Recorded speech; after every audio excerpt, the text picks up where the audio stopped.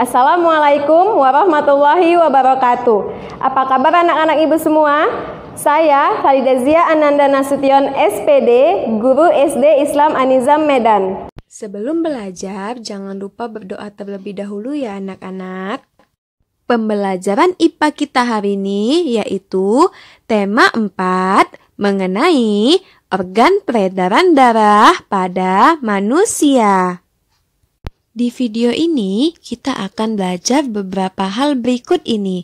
Yang pertama, kita akan belajar apa yang dimaksud dengan sistem peredaran darah manusia. Yang kedua, apa saja organ-organ tubuh yang menjadi alat sistem peredaran darah manusia. Yang ketiga, apa yang terjadi jika sistem peredaran darah manusia terganggu? Apa saja penyakitnya?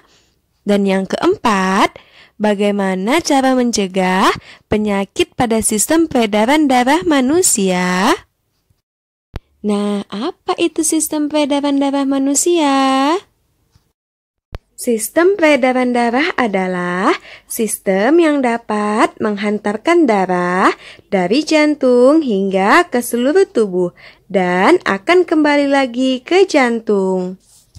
Sistem peredaran darah pada manusia disebut dengan sistem peredaran darah ganda karena memiliki dua sistem peredaran darah, yaitu peredaran darah kecil dan peredaran darah besar. Peredaran darah kecil yaitu peredaran darah yang mengalir dari jantung menuju paru-paru dan kembali lagi ke jantung.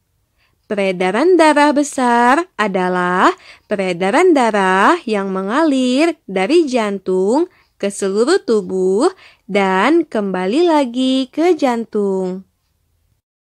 Nah, untuk lebih memahami mengenai sistem peredaran darah manusia, berikut ini ada beberapa macam organ-organ peredaran darah manusia.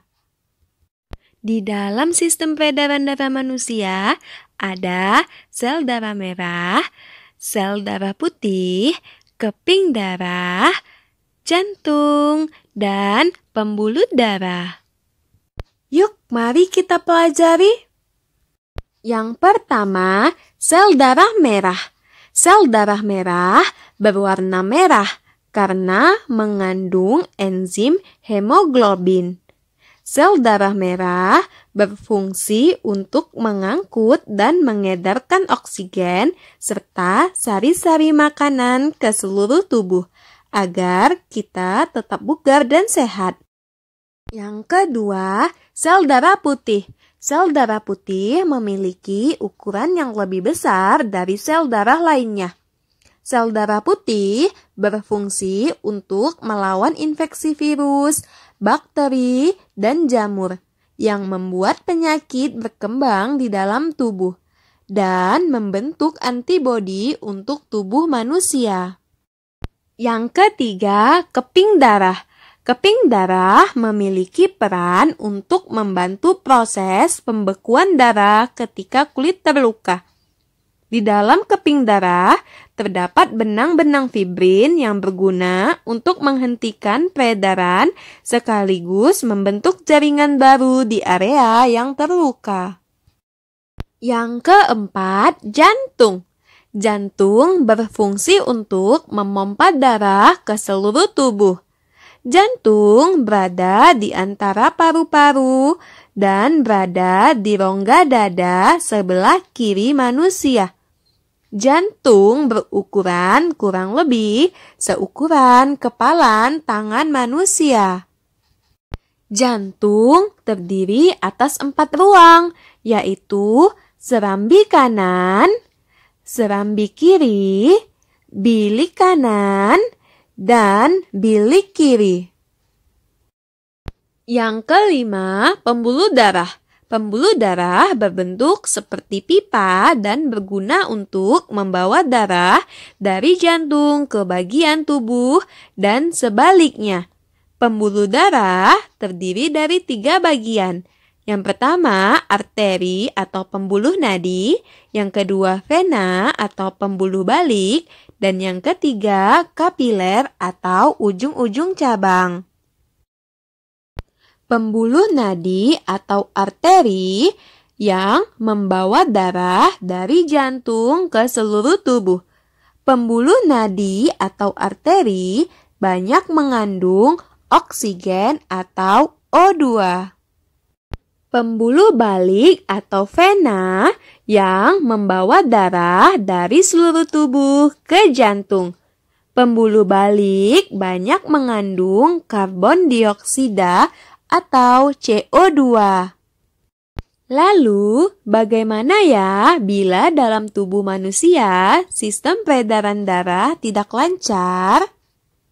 Tentu saja akan banyak penyakit yang menimpa tubuh manusia, seperti hipertensi, anemia, leukemia, hemofilia, stroke, darah rendah, dan ambeien.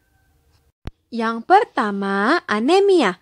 Anemia adalah penyakit kekurangan sel darah merah. Penderita penyakit anemia biasanya merasa sangat letih, lemah, dan bermuka pucat karena kurangnya darah yang mengalirkan oksigen ke seluruh tubuh. Yang kedua, hemofilia. Hemofilia adalah penyakit di mana penderita mengalami luka hingga mengeluarkan darah, maka aliran darah akan sulit dihentikan. Hemofilia biasanya diderita oleh anak laki-laki. Penyakit hemofilia merupakan penyakit bawaan sejak lahir. Yang ketiga, leukemia. Leukemia disebut juga dengan kanker darah. Pada penderita leukemia, tubuh akan menghasilkan sel darah putih yang sangat banyak. Bahkan, sel darah putih tersebut dapat memakan sel darah merah atau keping darah. Jadi, untuk mencegah penyakit-penyakit tersebut, kita harus rajin berolahraga, melakukan pola hidup sehat, pola makan yang teratur, dan masih banyak lagi. Demikianlah pembelajaran kita hari ini. Sampai ketemu di pembelajaran berikutnya. Jangan lupa di like, comment, and share. SD Islam An-Nizam, cerdas, soleh, bersih, mandiri, Allahu Akbar. Assalamualaikum warahmatullahi wabarakatuh.